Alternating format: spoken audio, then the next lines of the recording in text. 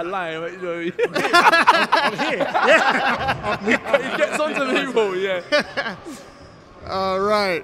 Radio Raheem here with Anthony Joshua. You know, Anthony, here you come into a huge applause. You've been knocking guys out left and right. They love you here. But this kind of fight, the magnitude of this fight has reached to the other side of the pond. This has transcended your regular fan base. Does that kind of spotlight add any pressure to the fight, or is it the kind of thing that excites you?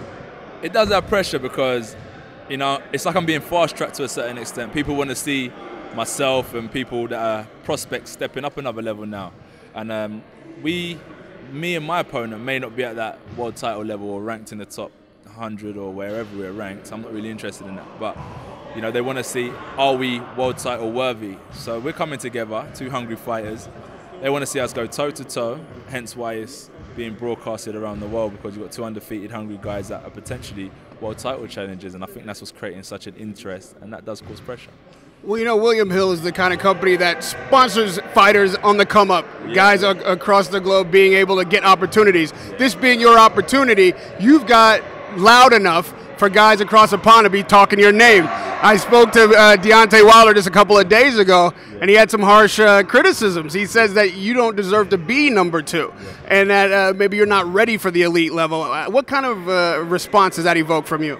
I think that if he thinks I don't deserve to be #2, then he should speak to the WBC Council. That's not, I don't ring them up telling them put me #2. I don't have nothing to do with that. And as I stated before, it's irrelevant where I'm ranked, because, you know, when we get in there, a guy could be ranked number 100 and come in and knock you out. So you best watch your mouth and what you say, because it's all about these, really. It's not about where you're ranked, what you say, or how muscly or how good you think you may look. It just comes down to the night and getting that win. And that's what's important to me. Rankings, what you may say, what Wilder's saying is irrelevant. I don't want to say too much because he's world champ, and you've got to show a champ a bit of respect. But at the same time, you know, you've got to be careful, because I'm not making these decisions. These are the people in big organizations that are moving rankings and putting me towards his world title shot. Well, another guy that likes to run his mouth a bit is Dillian Whyte. Yeah. He doesn't have a problem being shy. So with that kind of inspiration to you, I mean, does it make you angry? Is it no one's gotten past 3 rounds with you. Yeah. Is it the kind of thing that makes you want to go in there and just lay him out as soon as the bell rings? You know how good that would be. That would be good. But reality, I think I'm dealing with a tough competitor, you know. And I've actually prepared for it to go 12 rounds. But due to the fact of good preparation, I don't think it will, because I prepared myself so well for it. So it would be good to go in there and just bam, and then he's gone. But I think he's a bit more smarter and a bit more cunning than that. So I'm preparing for it to go 5 to 6, because I think 10-ounce gloves, once you start hitting someone concussively a few times, I think they can only stand up for a matter of rounds before you start breaking them down. That's why I don't believe it will go the full distance. Knockout analysts like to compare fighters like you who are knockout artists.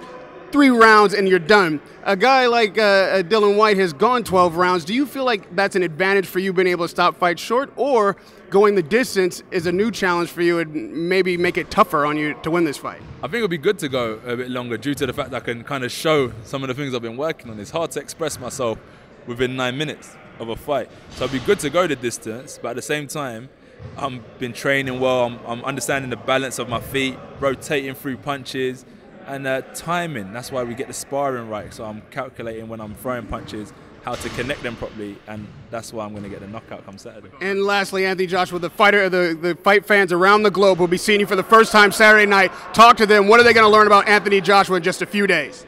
Just a big guy, you know, how to come in there, keep his balance, a little bit of head movement, work behind that jab, kind of like the old school. I like a bit of Jersey Joe Walcott, swinging that right hand and being a bit confident coming forward. So relax around the top half of the body, keep your feet based so you're always in a position to throw punches, and learn how to counter shots. As soon as he throws, step off, bam, bam, bam, and then move, and just angles, just little things like that. Thank you for the time. Radio Raheem with Anthony Joshua giving you a boxing lesson. Thank you, man.